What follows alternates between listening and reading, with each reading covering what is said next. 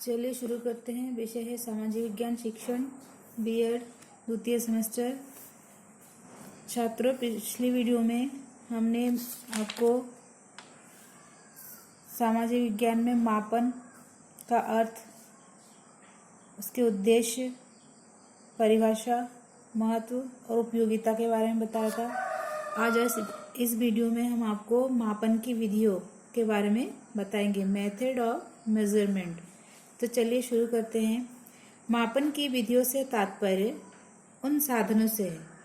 मापन की विधियों से तात्पर्य उन साधनों से है जिसकी सहायता से बच्चों के व्यवहार जैसे ज्ञान, कौशल, रुचि और अभिवृत्तियों में होने वाले परिवर्तनों का मापन किया जाता है। भिन्न भिन्न परिवर्तनों की जांच के लिए भिन्न भिन्न विधियों का विकास हुआ है। ये विधियां अनेक है।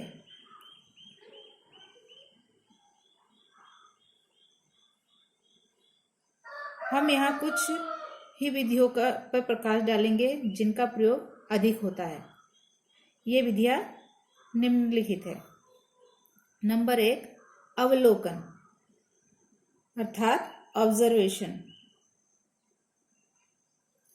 बच्चों के व्यवहार में वांछित परिवर्तन हो रहा है अथवा नहीं, और यदि हो रहा है तो किस सीमा तक हो रहा है, यह जानने के लिए बच्चों की क्रियाओं का अवलोकन किया जाता है।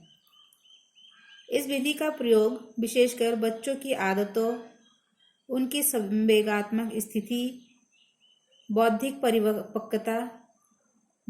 परिपक्वता, रुचियों के विकास, अभिरुचियों में परिवर्तन और सामाजिक समायोजन की सीमा का पता लगाने के लिए किया जाता है। इस विधि की सफलता मूल्यांकनकर्ता की अवलोकन शक्ति पर निर्भर करता है, यानी कि जो ऑब्जर्वर होता है उनकी अवलोकन शक्ति पर निर्भर करता है। साक्षात्कार, इंटरव्यू, यह वह विधि है जिसमें मूल्यांकनकर्ता बच्चे से सीधा संपर्क करता है और वह उससे बातचीत करता है और उसकी क्रियाओं का अवलोकन करता है। यह विधि अवलोकन से इस बात से भिन्न होती है कि इसमें छात्र शिक्षक की क्रियाओं के प्रति प्रतिक्रिया करने के लिए स्वतंत्र रहता है। साक्षात्कार की विधि भी अधिकतर बच्चों की रुचियों में विकास और अभिरुचियों में होने वाले परिवर्तनों की जानकारी करने के लिए प्रयोग में लाई जाती है। प्रश्नावली, यह विधि साक्षात्कार की विधि का एक सुधरा हुआ रूप है। अंतर केवल इतना है कि साक्षात्कार में मूल्यांकनकर्ता छात्र से व्यक्तिगत रूप में प्रश्न पूछता है और उसके उत्तरों को नोट करता है, और इन प्रश्नों को सुनते समय और इनके उत्तर देते समय छात्रों की मन स्थिति का अवलोकन करता है।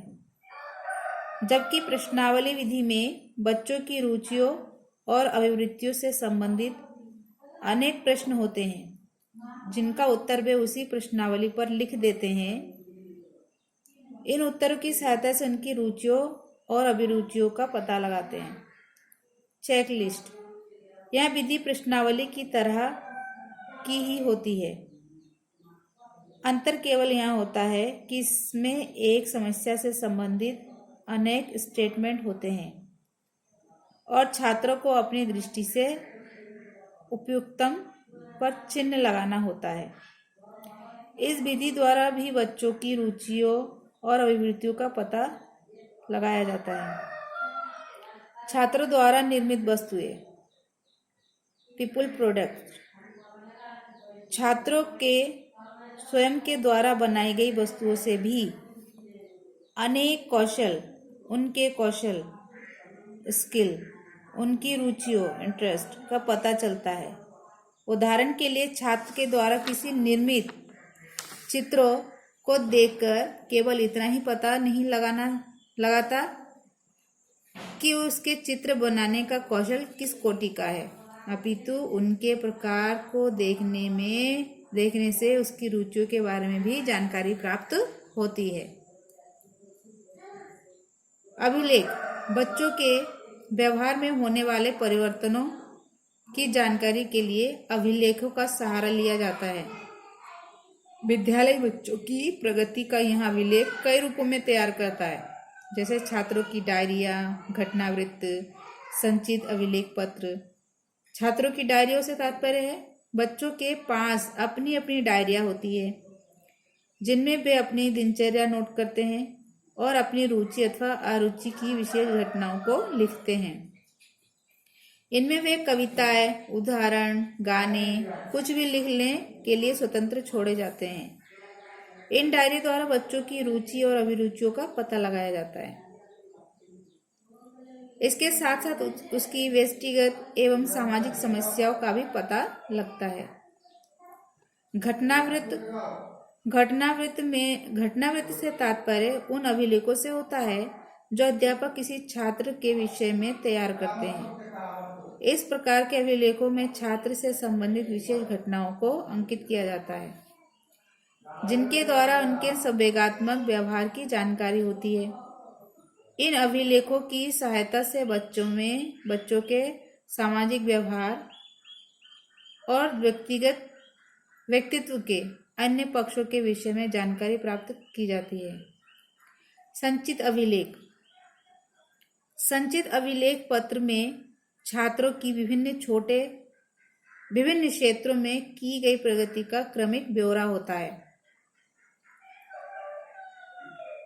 इसमें छात्रों के परिवार संबंधी सूचनाएं, उनके स्वास्थ्य संबंधी सूचनाएं, उनकी शैक्षिक प्रगति, सहपाठ्यचारी क्रियाओं में भाग लेने का ब्यौरा, खेलकूद संबंधी सूचनाएं आदि का लेखा जोखा होता है। किसी छात्र के विद्यालय में प्रवेश लेते ही उसके बारे में ये सब सूचनाएं इस पत्र में भरी जाने लगती है। अगला है परीक्षा अथवा परीक्षण। 7 नंबर परीक्षा अथवा परीक्षण। इस विधि का प्रयोग छात्रों की शैक्षिक उपलब्धियों, ज्ञान और कौशल और कुछ सीमा तक रुचि और रुझान के मापन में किया जाता है। इसके अनेक रूप होते हैं और इनका प्रयोग सबसे अधिक किया जाता है। आज पूरी शिक्षा प्रणाली इसी पर आधारित है, अतः इसके विस्तृत वर्णन की आवश्यकता है। छात्रों, इस वीडियो में इतना ही। धन्यवाद।